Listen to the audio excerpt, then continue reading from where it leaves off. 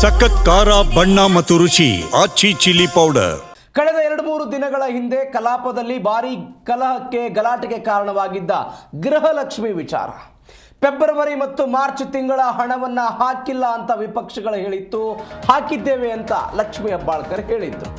ಇದೀಗ ಆ ವಿಚಾರಕ್ಕೆ ಸಂಬಂಧಪಟ್ಟಂತೆ ವಿಷಾದವನ್ನು ವ್ಯಕ್ತಪಡಿಸಿದ್ದಾರೆ ಮಹಿಳಾ ಮತ್ತು ಮಕ್ಕಳ ಕಲ್ಯಾಣ ಇಲಾಖೆ ಸಚಿವೆ ಲಕ್ಷ್ಮಿ ಹೆಬ್ಬಾಳ್ಕರ್. ಸದನದಲ್ಲಿ ವಿಷಾದವನ್ನು ವ್ಯಕ್ತಪಡಿಸ್ತೀನಿ ಅಂತ ಸಚಿವೆಯ ಮಾತು. ದುಡ್ಡು ಡೈವರ್ಟ್ ಆಗಿಲ್ಲ ಅಂತ ಲಕ್ಷ್ಮಿ ಹೆಬ್ಬಾಳ್ಕರ್ ಹೇಳಿದ್ದಾರೆ. 5,000 ಕೋಟಿ ಲೂಟಿ ಮಾಡಿದಿರಿ ಅಂತ ವಿಪಕ್ಷಗಳು ಆರೋಪ ಮಾಡಿತ್ತು. 1 ತಿಂಗಳಿಗೆ 2,500 ಕೋಟಿ, 2 ತಿಂಗಳಿಗೆ 5,000 ಕೋಟಿ ಅಂತ. ಇದೀಗ ಸದನದಲ್ಲಿ ತಪ್ಪನ್ನು ಒಪ್ಪಿಕೊಂಡಿದ್ದಾರೆ ಲಕ್ಷ್ಮಿ ಹೆಬ್ಬಾಳ್ಕರ್.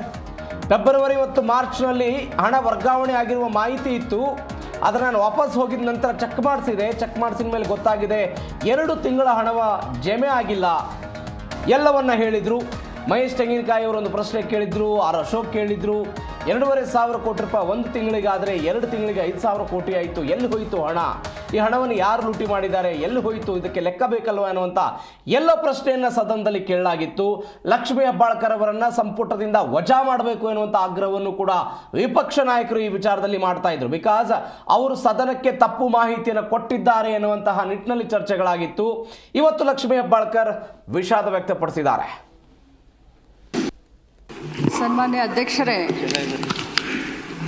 ಮೊನ್ನೆ ಶಾಸಕರಾದಂಥ ಮಹೇಶ್ ತೆಂಗಿನಕಾಯಿ ಅವರು ಗೃಹಲಕ್ಷ್ಮಿಯ ವಿಚಾರವಾಗಿ ಒಂದು ಪ್ರಶ್ನೆಯನ್ನು ಕೇಳಿದರು.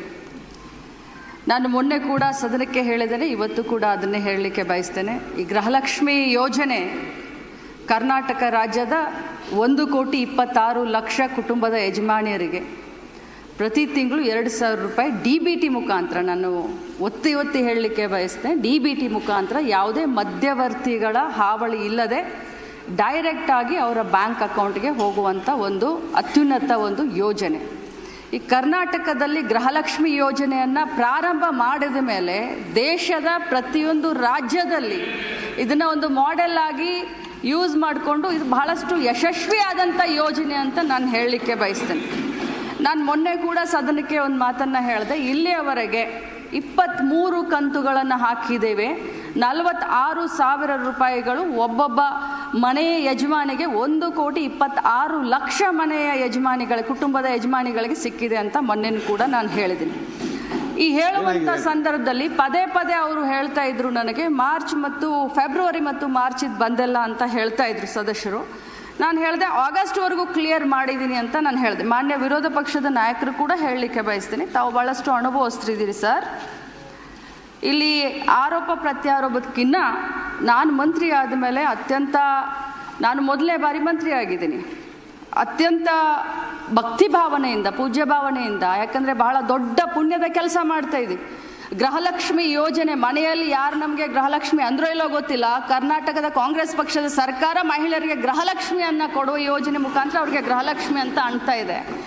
ಅವ್ರಿಗೆ ತಲುಪಿಸುವಂಥ ಕಾರ್ಯವನ್ನು ನಾವು ಮಾಡ್ತಾ ಇದ್ದೀವಿ. ಪದೇ ಫೆಬ್ರವರಿ ಮಾರ್ಚನ್ನು ಕೇಳಿದಾಗ ನನ್ನ ಮಾಹಿತಿ ಪ್ರಕಾರ ಕೊಟ್ಟಿದ್ದೀವಿ ಅನ್ನೋದು ಒಂದಿತ್ತು. ಆದರೆ ಹೋಗಿ ನಾನು ಮತ್ತೆ ವಿಚಾರಣೆ ಮಾಡಿದಾಗ ಫೆಬ್ರವರಿ ಮಾರ್ಚು ಇನ್ನೂ ಹಾಕೆಲ್ಲ ಸ್ವಲ್ಪ ಹೆಚ್ಚು ಕಡಿಮೆ ಆಗಿ ಅನ್ನುವಂಥ ಮಾಹಿತಿ ನನಗೆ ಬಂತು. ಆದರೆ ಇದರ ಅರ್ಥ ಎಲ್ಲರಿಗೂ ಅಂದರೆ ಶೀಘ್ರದಲ್ಲಿ ಮಾಡ್ತೀವಿ, ಬಟ್ ಇದರ ಅರ್ಥ ಆ ದುಡ್ಡನ್ನು ಬೇರೆ ಕಡೆ ಡೈವರ್ಟ್ ಆಯಿತು, ಅದಾಯಿತು ಇದಾಯಿತು ಅಂತಲ್ಲ. ಬಟ್ ಒಂದೇ ಮಾತನ್ನು ಹೇಳ್ತೀನಿ, 2 ತಿಂಗಳದ್ದು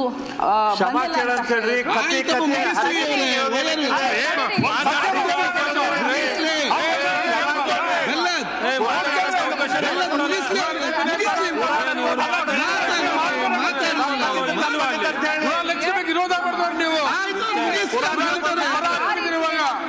ಅವ್ರು ಹೇಳ್ತಾರಲ್ಲ ಲಾಸ್ಟ್ ಮುಗಿಸ್ಲಿಲ್ಲ, ಅವ್ರು ಮುಗಿಸೋ ಮುಂಚೆ ಹೇಳ್ತೀರಿ.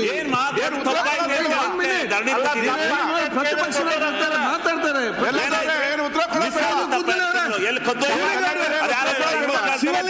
ಕೂತ್ಕೊಳ್ಳಮ್ಮೆ, ಶಿವಲಿಂಗ ಅವ್ರು ಕೂತ್ಕೊಳ್ಳಿ. ಆಯ್ತು, ಅವ್ರು ತಪ್ಪ, ನೀವ್ಯಾಕೆ ತಪ್ಪು ಮಾಡ್ತೀರಿ? ಆಯ್ತು, ಒಮ್ಮೆ ಕೂತ್ಕೊಳ್ಳಿ. ಈಗ ಕೂಡ್ರಿ ನೀವು ಜರ. ಆಯ್ತು ಅವ್ರು ಉತ್ತರ ಕೊಡ್ಲಿಕ್ಕೆ ಕಂಪ್ಲೀಟ್ ಮಾಡ್ಲಿ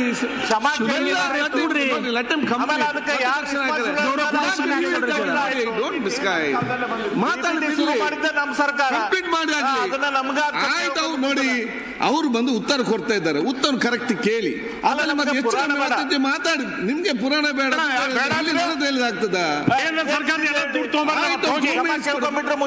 ಆಯ್ತು ಈಗ ಒಂದ್ ಸೆಕೆಂಡ್ ಮಾತಾಡ್ಲಿ ಆಯ್ತು ಕೂತ್ಕೊಳ್ಳಿ ಮೈ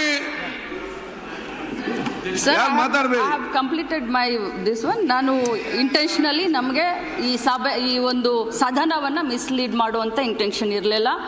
ಆದರೆ ನಾನು ಹೋಗಿ ಚೆಕ್ ಮಾಡಿದಾಗ 2 ತಿಂಗಳದ ಹೆಚ್ಚು ಕಡಿಮೆ ಆಗಿದೆ ಅನ್ನೋದು ಗೊತ್ತಾಯಿತು. ಅದನ್ನು ಮುಂದಿನ ದಿನದಲ್ಲಿ ನಾನು ಸರಿ ಮಾಡ್ತೀನಿ. ನನ್ನ ಮಾತಿನಿಂದ ಯಾರ್ದಾದ್ರೂ ಭಾವನೆಗೆ ಇದಾಗಿದ್ರೆ ನಾನು ವಿಷಾದವನ್ನು ವ್ಯಕ್ತಪಡಿಸ್ತೀನಿ. ಅಂದರೆ ಶೀಘ್ರದಲ್ಲಿ ಮಾಡ್ತೀವಿ. ಬಟ್ ಇದರ ಅರ್ಥ ಆ ದುಡ್ಡನ್ನ ಬೇರೆ ಕಡೆ ಡೈವರ್ಟ್ ಆಯಿತು, ಅದಾಯಿತು ಇದಾಯಿತು ಅಂತಲ್ಲ. ಬಟ್ ಒಂದೇ ಮಾತನ್ನು ಹೇಳ್ತೀನಿ, 2 ತಿಂಗಳದ್ದು ಮಾತಾಡ್ತಾರೆ